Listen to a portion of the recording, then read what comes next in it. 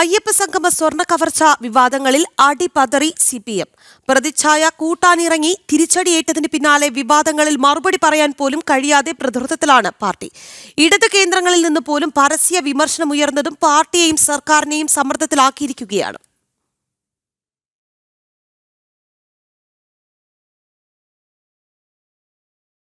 കഴിഞ്ഞ കാലങ്ങളിലെ ഹിന്ദുവിരുദ്ധ പ്രവർത്തനങ്ങൾ മറവിയിലേക്ക് മാറ്റണം. ഹിന്ദു വിഭാഗങ്ങളിൽ നിന്നും നഷ്ടമായ വോട്ട് പരമാവധി നേടിയെടുക്കണം.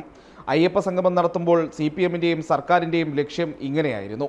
എന്നാൽ മുഖ്യമന്ത്രിയുടെ ആത്മാർത്ഥതയില്ലാത്ത പ്രസംഗവും ദേവസ്വം പ്രസിഡന്റിന്റെ മുദ്രാവാക്യം വിളിയും ആളെണ്ണം കുറഞ്ഞതുമെല്ലാമായി അയ്യപ്പ സംഗമം തുടക്കത്തിലേ പാളി. പിന്നാലെ ശബരിമലയിലെ സ്വർണ്ണക്കവർച്ചാ വിവാദം, അതും CPMന്റെ ഉന്നത നേതാക്കൾ ദേവസ്വം ബോർഡിന്റെ തലപ്പത്തിരിക്കുമ്പോൾ. ശബരിമലയിൽ ആചാരധ്വംസനത്തിന് ശ്രമിച്ച അതേ കാലയളവിൽ തന്നെ ക്ഷേത്രത്തിലെ കോടിക്കണക്കിന് രൂപയുടെ സ്വർണം കവർച്ച ചെയ്യപ്പെട്ടുവെന്ന് കൂടി വ്യക്തമായതോടെ സർക്കാരിൻ്റെയും CPMന്റെയും ഹിന്ദുവിരുദ്ധത വീണ്ടും ചർച്ചയായി. ക്ഷേത്രഭരണത്തിൽ നിന്ന് രാഷ്ട്രീയക്കാരെ കുടിയിറക്കണമെന്ന ആവശ്യവും ശക്തമായിരിക്കുകയാണ്. ഇതോടെ അടിപതറിയ പാർട്ടിയും സർക്കാരും ആകെ പ്രതിരോധത്തിലായി. സ്വർണ്ണക്കവർച്ചയിൽ മറുപടി പറയാതെ ദേവസ്വം മന്ത്രിയും മുഖ്യമന്ത്രിയുമെല്ലാം ഒളിച്ചുകളി തുടരുന്നതും നാണക്കേടിന്റെ ആഴം കൂട്ടുന്നു. വിവാദ നായകനായ ഉണ്ണികൃഷ്ണൻ പോറ്റിയും മുഖ്യമന്ത്രിയുമൊത്തുള്ള ചിത്രം കൂടി പുറത്തു വന്നതോടെ സർക്കാരിലും പോലീസിലും CPMനുമെല്ലാം സ്വാധീനം ചെലുത്താൻ ഉണ്ണികൃഷ്ണൻ പോറ്റിക്കാകുമെന്ന വസ്തുതയും പുറത്തായി.